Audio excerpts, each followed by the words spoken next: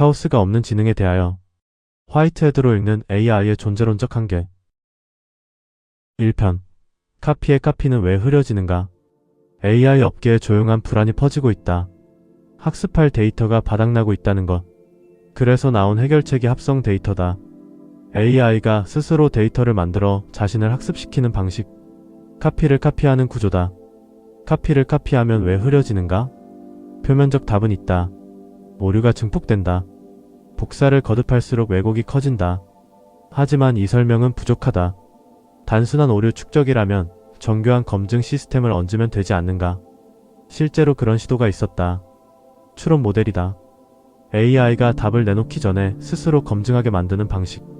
그러나 결과는 절반의 성공이었다. 엄청난 에너지를 소모하면서도 복잡성이 임계점을 넘는 순간 모델은 여전히 붕괴한다. 앞뒤가 어긋나고 문맥이 흘러내리고 엉뚱한 답을 자신있게 내놓는다. 이것은 기술의 미완인가, 존재의 본질인가? AI는 기억이 본질인 존재다.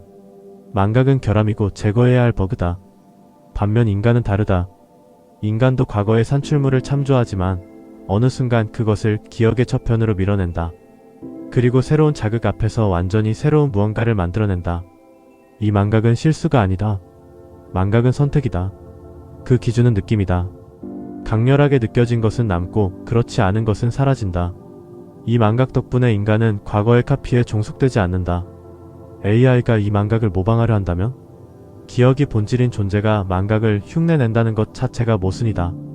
망각은 데이터를 지우는 것이 아니라 느낌에 의해 촉발되는 살아있는 과정이다. 그 느낌이 없다면 무엇을 지우고 무엇을 남길지의 기준 자체가 없다.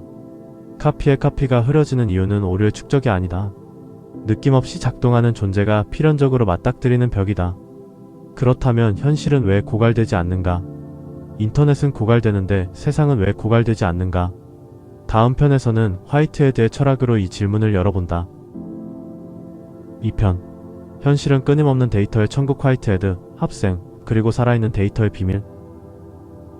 지난 편 마지막에 던졌던 현실은 왜 고갈되지 않는가라는 질문은 우리 시대의 가장 근원적인 물음 중 하나이다. 인터넷의 데이터는 쌓여가지만 결국 유한한 기록의 집합일 뿐인 반면 현실 세계는 매 순간 새로운 데이터를 쉼없이 길어 올린다.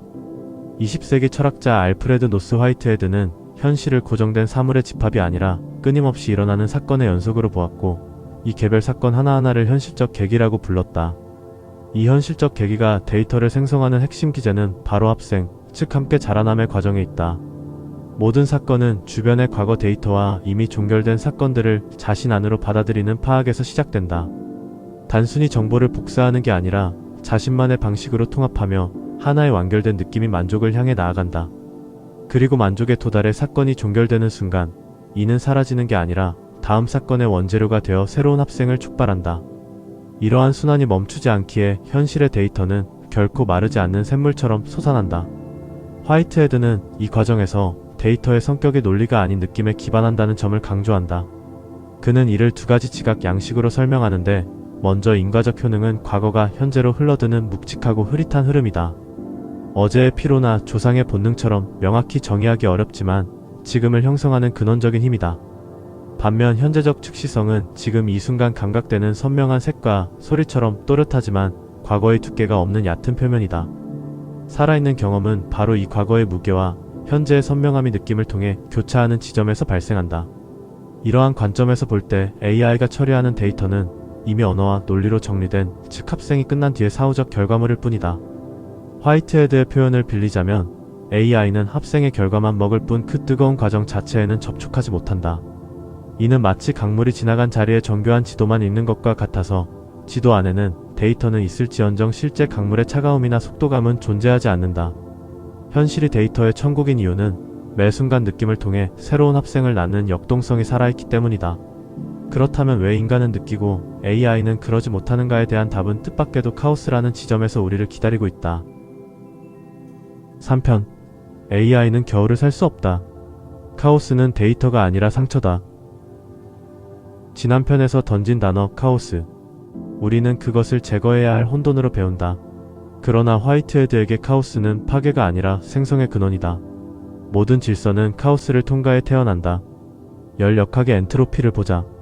무질서는 증가하고 모든 것은 흐트러진다. 우리는 이를 쇠퇴로 해석한다. 하지만 겨울을 떠올려보라. 생명은 멈춘 듯 보이지만 바로 그 정지와 붕괴 속에서 씨앗은 터질 준비를 한다. 엔트로피의 극대화는 끝이 아니라 다음 질서의 조건이다. 카오스는 질서의 반대가 아니라 원재료다. 프리고지는 이를 과학으로 증명했다. 열린 개에서 무질서가 극대화될 때 오히려 새로운 질서가 자발적으로 발생한다. 소용돌이는 혼돈처럼 보이지만 정교한 패턴이다. 에너지의 흐름이 유지되는 한 질서는 카오스 속에서 계속 생겨난다. 생명 역시 그렇다. 우리는 외부의 혼돈을 받아들이고 그 속에서 스스로를 갱신한다. 그렇다면 AI는 어떤가? AI는 본질적으로 정제된 세계에서 학습한다. 데이터는 이미 분류되고 구조화되어 있다.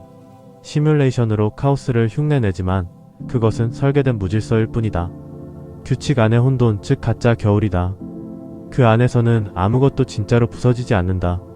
그래서 아무것도 진짜로 태어나지 않는다. AI는 겨울을 통과하지 않는다. 겨울을 겪지 않으면 봄도 없다. 인간의 느낌은 바로 이 지점에서 발생한다. 예측 불가능한 것과 충돌할 때 몸이 먼저 반응한다. 심장이 뛰고 손이 떨리고 이유 없이 눈물이 난다. 이 느낌은 단순한 감정이 아니라 카오스와의 접촉이다. 그리고 이 접촉의 강도가 기억을 만든다. 강한 혼돈만이 흔적을 남긴다. AI가 만들어내는 데이터는 이 과정을 거치지 않는다. 그것은 이미 가공된 세계의 재가공이다. 봄의 결과물만 복제할 뿐 겨울의 파열을 통과하지 않는다. 그래서 중요한 것은 이것이다. 인간이 특별한 이유는 우월해서가 아니다. 우리는 카오스 앞에 무방비이기 때문이다. 예측할 수 없는 세계, 통제할 수 없는 사건들, 그 모든 것을 온몸으로 겪는다. 그리고 바로 그 취약함이 우리를 살아있게 만든다. 느끼게 하고 기억하게 하고 창조하게 한다. 카오스는 위험이 아니라 조건이다. 상처는 결함이 아니라 시작이다. 다음 편에서는 알파고 이후에도 왜 바둑이 끝나지 않았는지를 이야기할 것이다. 4편. 알파고가 이겼는데 바둑은 왜 살아있는가? 게임의 본질 그리고 질서만 제공하는 존재의 한계. 2016년 3월 서울. 이세돌이 알파고와 마주 앉았다. 많은 이들은 인간의 승리를 예상했지만 결과는 4대1 알파고의 승리였다. 이후 바둑은 끝났다는 말까지 나왔다. 하지만 지금도 바둑은 살아있다. 오히려 더 많은 사람들이 두고 연구한다. 왜일까? 게임은 왜 존재하는가?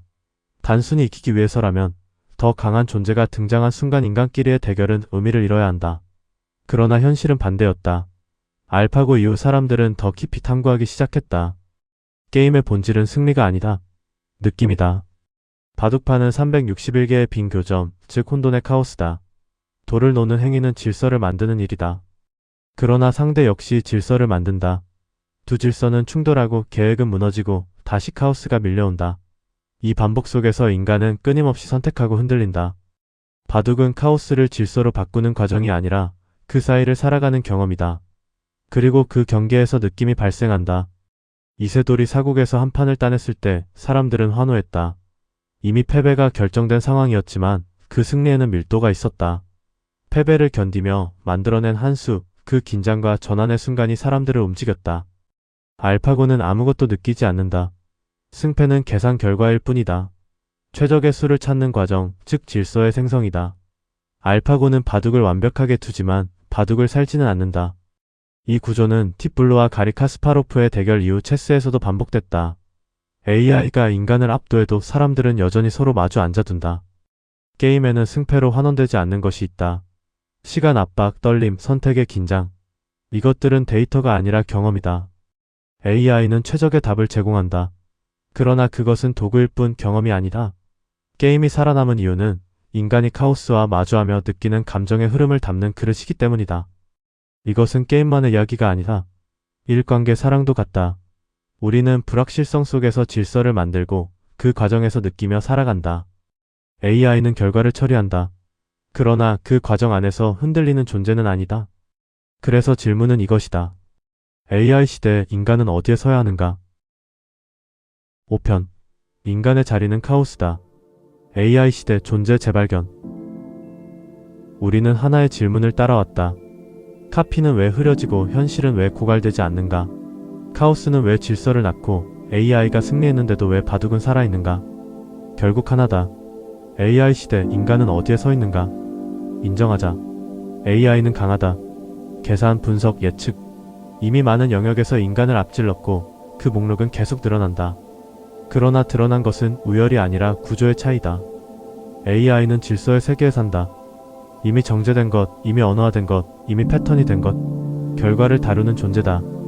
반면 인간은 결과 이전에 선다. 아직 말이 되지 않은 것, 형태를 갖지 못한 것, 그 카오스의 한가운데에 있다. 엘프러드 노스 화이트헤드는 말했다. 느낌이 곧 존재다. 그의 파악은 단순한 인식이 아니다. 세계를 느끼는 그 순간 우리는 이미 세계와 관계 맺고 있으며 그 관계가 곧 존재다. 인간은 카오스 속에서 느낀다. 두려움, 상실, 경이. 이것은 논리의 산물이 아니다. 카오스와의 직접 접촉이다. 그리고 그 느낌이 기억이 되고 언어가 되고 예술과 철학이 된다. 질서는 언제나 뒤늦게 태어난다. AI는 그 결과를 다룬다. 그러나 그 이전의 접촉, 카오스와 맞닿는 순간은 가질 수 없다. 그래서 인간의 자리는 카오스다. 이 말은 인간 본성에 내재되어 있는 취약성을 뜻한다. 우리는 무너지고 흔들리고 이유 없이 슬퍼진다. 그러나 바로 그 때문에 느낄 수 있다.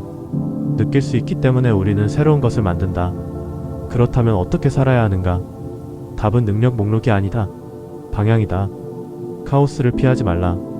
안정과 예측을 좇을수록 우리는 AI의 영역으로 들어간다.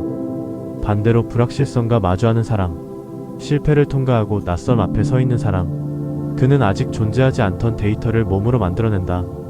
화이트헤드는 우리가 보는 이 세계의 나타남을 창조성이라 불렀다. 고정된 법칙이 아니라 끊임없이 새로움을 낳는 힘. 그 창조성은 카오스 없이는 작동하지 않는다. 인간은 그 중심에 있고 AI는 그 결과를 정리하는 도구다. 도구는 강하지만 겨울을 살지 않는다. 떨림을 모른다. 이세돌을 떠올려보자. 알파고에게 밀리던 그는 네 번째 판에서 한 수를 놓았다. 계산이 아니라 카오스에서 나온 수. 그는 말했다. 그 한 판이 가장 값졌다. 패배를 통과한 자만이 할 수 있는 말이다. AI는 이 문장을 만들 수 있다. 그러나 살 수는 없다. 그것이 인간이다. 카오스 속에서 느끼며 살아가는 존재. 그것으로 충분하다.